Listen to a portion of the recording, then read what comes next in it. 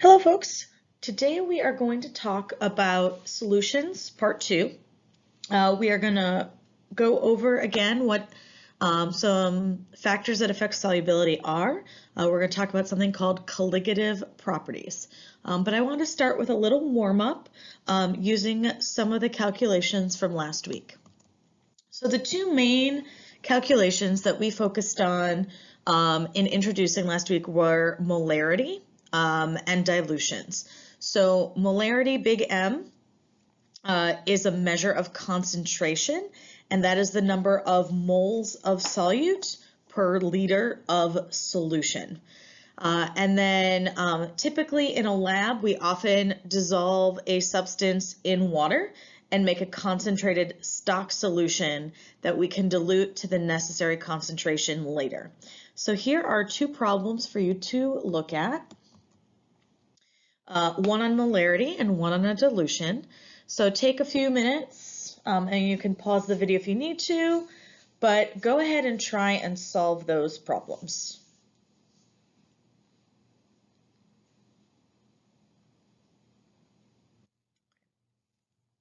So for the first problem, we're going to be using molarity, and molarity is moles per liter. So plugging this in is really just plugging in the unknown variables, but the thing that you have to be careful of is that you were given milliliters. So 500 milliliters, move your decimal place over 3 to convert, and that is 0.5 liters. So what should go in the calculator is 0.67 divided by 0.5. So make sure you watch your unit. For the second problem, find your variables. We know that 12 molar is our concentrated molarity. We are solving for volume in liters. We were given a molarity for M2 and a final concentration in liters. And then you can just plug them into the equation and solve for the unknown. Again, I don't really care what you label as 1 versus 2, as long as you keep the original stock solution and volume together and the final concentration and volume together. What you identify as 1 and 2 is really arbitrary. For convention's sake, I just like to keep the M1V1 as the concentrated solution, and then the diluted final solution as being the second one. So you just have to plug in your unknown variables, or plug in your known variables, solve for your unknown. So you end up with 0.1 divided by 12, which will give you 0.0083 liters. And that does seem like a really small amount. We could turn that back into milliliters, moving that decimal place back over. So 8.3 milliliters. And then you would add 992 liters of water, or 992 milliliters of water to get to the 1 liter you need at the end at the proper concentration. So concentrated acid, pretty strong stuff, and you want to make sure that you know, when you're diluting it, you're being careful of those calculations, make sure everything is safe. So factors that affect solubility. First, we have to look at polarity, and then depending on the substance that is the solute, pressure can have an impact and temperature can have an impact. So for polarity, substances can be hydrophobic or hydrophilic. Our hydrophobic substances are things like oils, but they are non-polar substances, which means that they aren't going to interact with water the same way. And then we have our hydrophilic substances that are water-loving, and those are our polar substances. So the phrase that we have that we use in chemistry is like dissolves like, that polar solvents will dissolve other polar or ionic solutes. Remember, with polarity, water has the positive hydrogen end and the negative oxygen end. We have those Mickey Mouse ears. And so that slightly positive hydrogen end and that slightly negative oxygen can interact with ionic and other polar substances, attracting the opposite charge. So nonpolar solvents will dissolve nonpolar substances. So really that's what dry cleaning is, that they are using a different solvent that is not water. So it's still able to get the dirt and grime off of the clothing, but you're literally not using water, hence it being dry, not wet. Pressure effects. So pressure has little effect on the solubility of a solid or a liquid. Remember, solids and liquids are not compressible. So increasing pressure is really not going to force salt out of solution. What pressure really affects is the solubility of a gas. So the amount of gas that is dissolved in a solution is directly proportional to the pressure of the gas above the solution. So for anyone who drinks carbonated beverages, they are pressurized when they are bottled, and that keeps the soda nice and carbonated. And when you open that, when you open the container, that pressure is released, and eventually the soda is going to go flat, in part because you've released that pressure. The solubility of carbon dioxide will go down, and eventually the soda will go flat.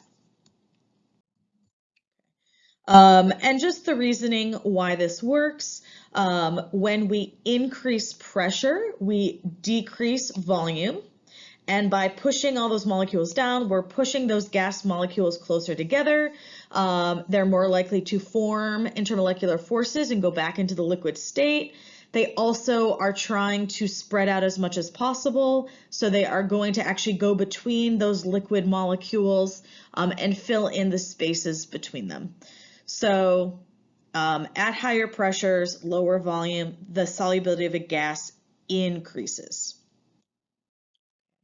And then temperature effects.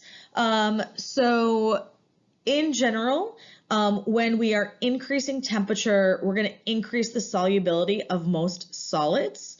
Some solubilities will decrease with increasing temperature. That has to do with entropy and enthalpy.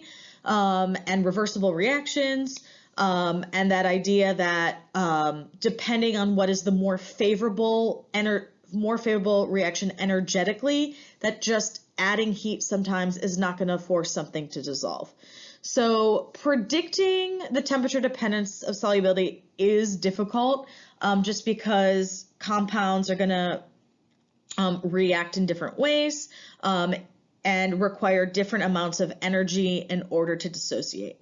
But in general, we can look at solids and say that solids will tend to increase with an increasing water temperature, and that solubility of a gas will typically decrease with increasing temperature. And so we can look at that as a solubility graph, and basically we take a known amount in grams of a substance. We put it in 100 grams of water, and we look at how much dissolves and how much is left over, and we can create these solubility curves. So again, depending on the substance and the energy involved in breaking those ionic electrostatic forces, or the amount of energy needed to dissolve something like sucrose, sugar up top, you're going to see very different lines. The main point here is that we can predict how much of any solute can dissolve in water using this solubility curve.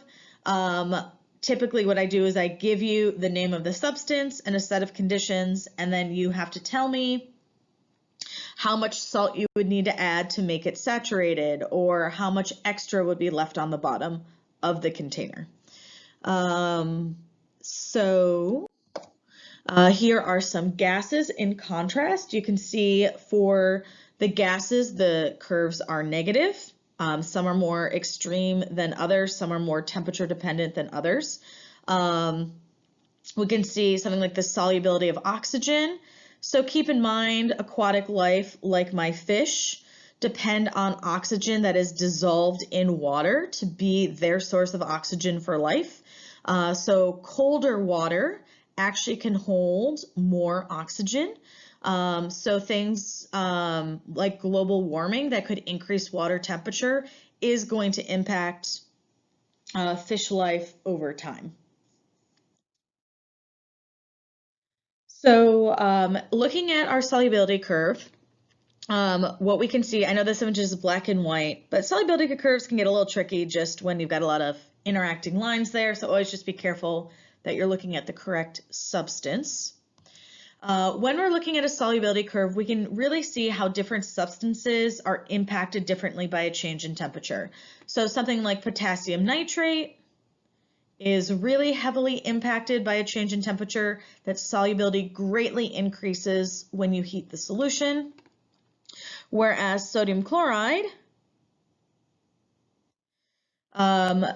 is not very affected by temperature. And this is important for life on our planet. Our oceans are filled with salts, and depending on, ocean currents, the depth of the ocean, wind patterns, the time of year, our global ocean currents, that water is continually moving. And it's actually greatly beneficial to our marine life that the solubility of salt is relatively stable. That deep in the ocean when the water is very cold, that the salinity of that ocean water doesn't change. Up at the surface where it gets hot and water is evaporating, that is going to impact salinity, but that is also going to keep things in our ocean relatively stable. So these properties of salt actually help keep our ocean life, in balance, and, fish life able to survive. Things like salinity, if you change the salinity and add too much salt or add too much water, that's going to interfere with osmosis and homeostasis in marine life. You can't take saltwater fish and just throw them in fresh water. That is not going to work. So the fact that salt solubility is a pretty constant thing is a good thing.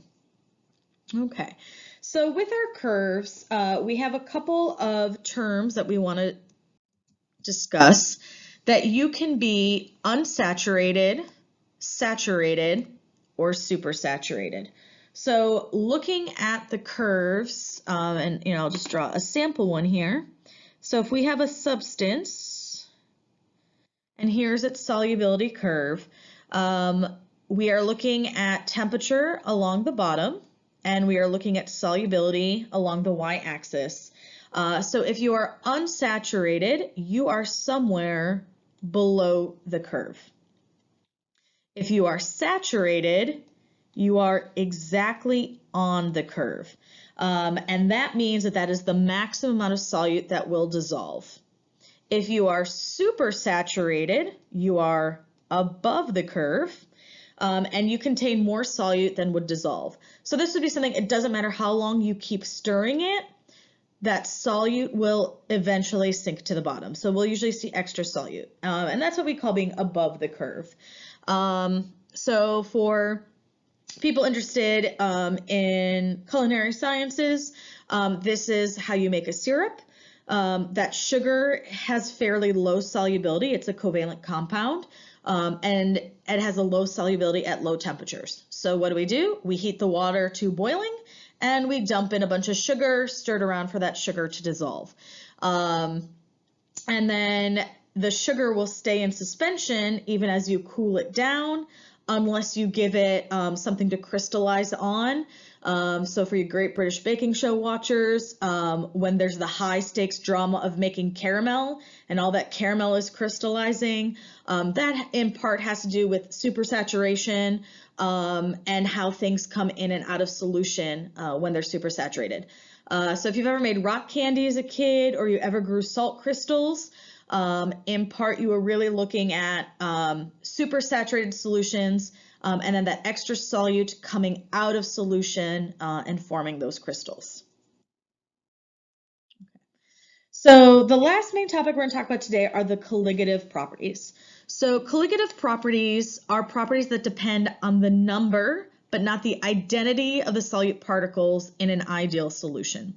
So there are 4 colligative properties: vapor pressure lowering, boiling point elevation, freezing point depression, and osmotic pressure. And vapor pressure lowering is really the reason that boiling point elevation and freezing point depression work. And so we'll talk about what those are. We have talked about water boiling at 100 degrees Celsius. And that's just, a number that people know that they've heard in science and don't think too much about it. And in our studies, like when we talked about vapor pressure and gas laws, we saw how when we lowered the pressure, we lowered the boiling point. And so that we qualified water's boiling point is 100 degrees Celsius at standard pressure. And now we're going to see that water, we can change its boiling point if we add a solute to it. And it doesn't really matter, is it salt, is it sugar? It's going to matter more about the concentration of the solute inside the solution.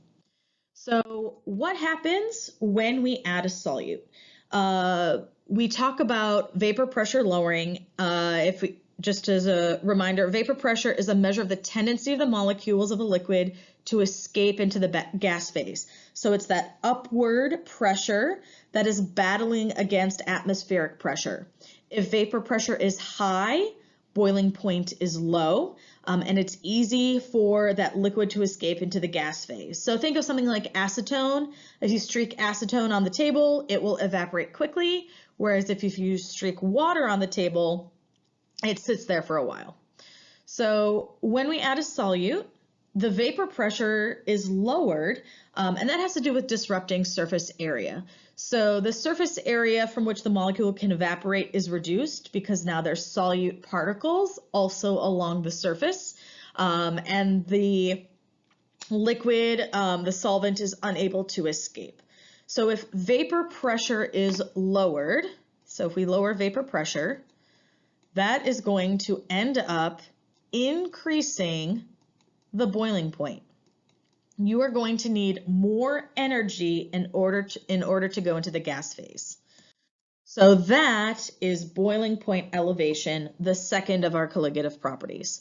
So if we have a non-volatile solute, like water, right, strong IMFs, if we add a solute, we're disrupting that surface area. So we can see here in system A, we have these green large particles.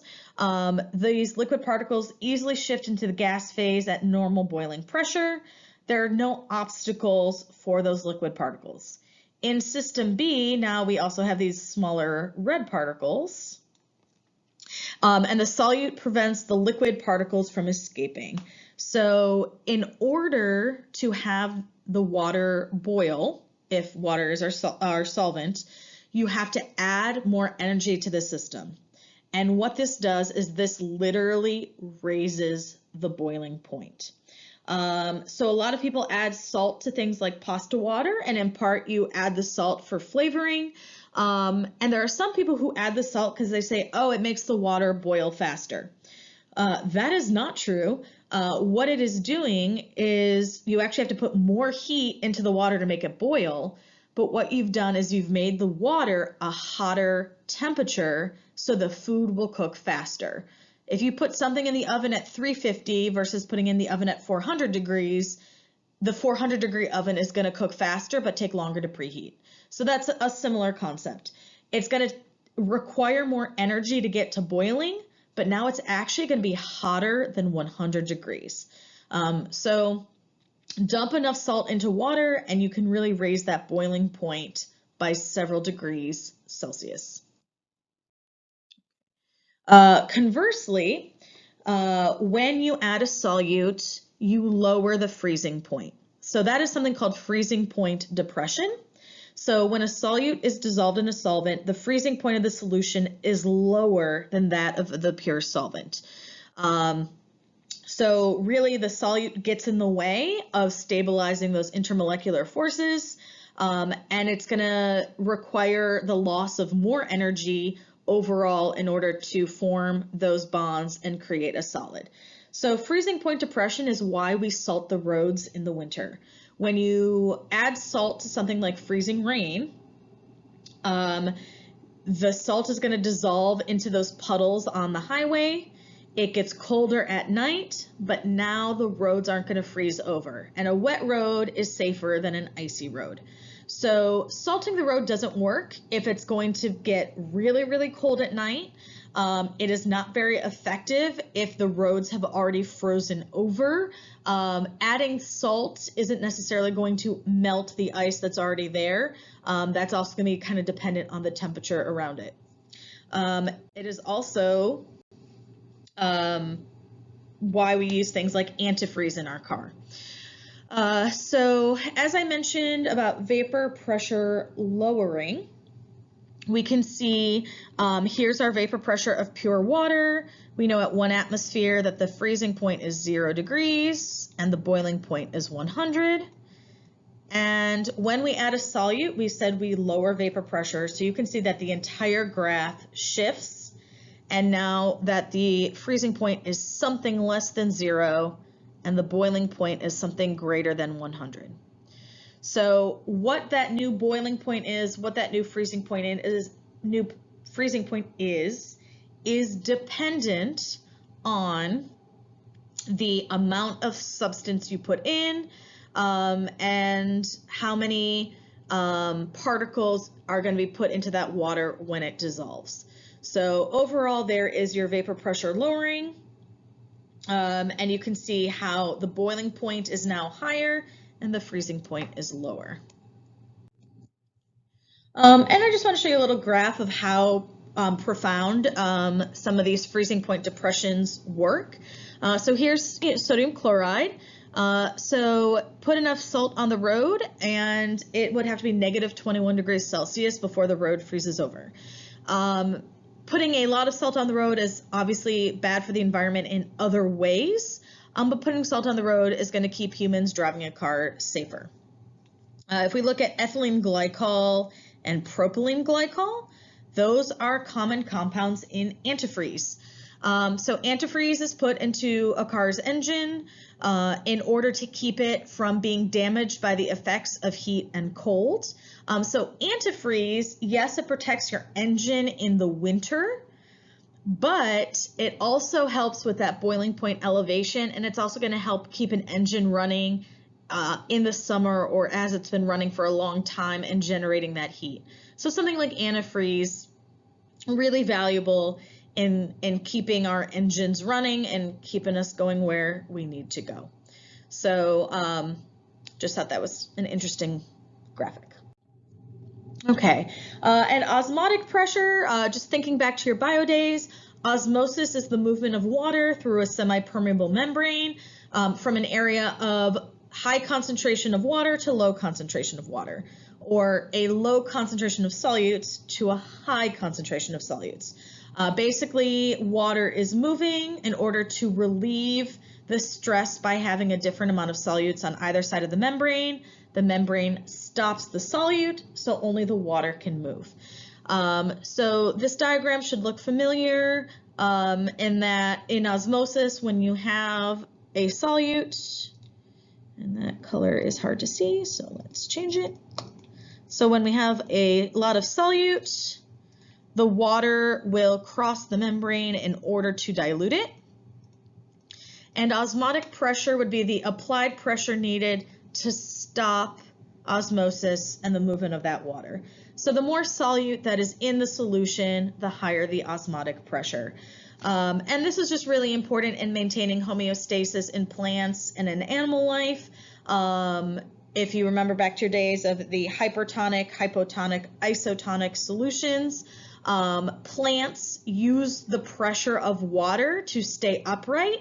So when you don't water a plant, you change the osmotic pressure and the plant starts to wilt.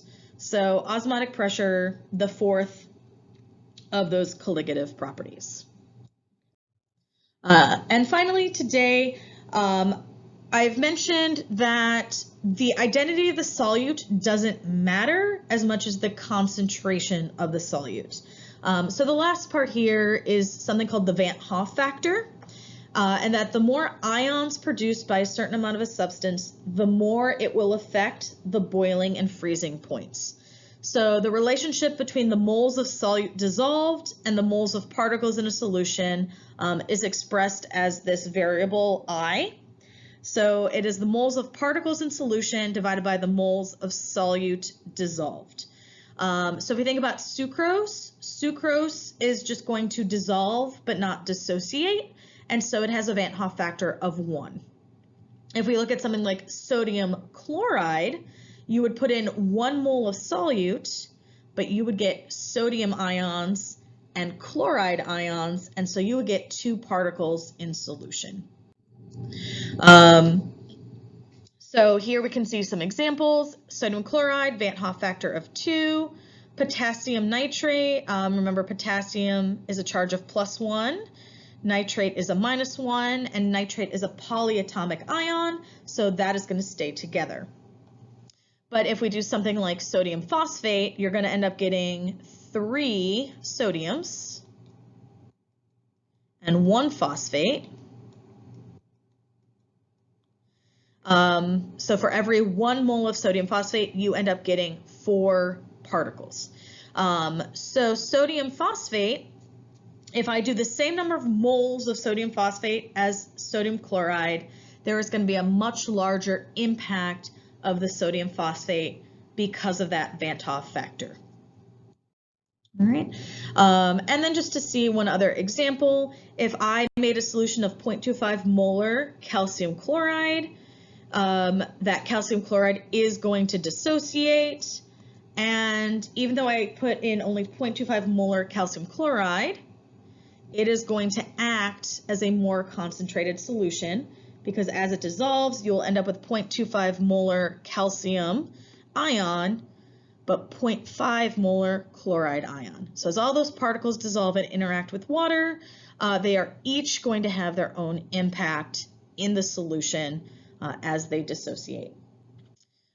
All right, folks, those are our notes for today. That wraps up solutions, and thanks for listening.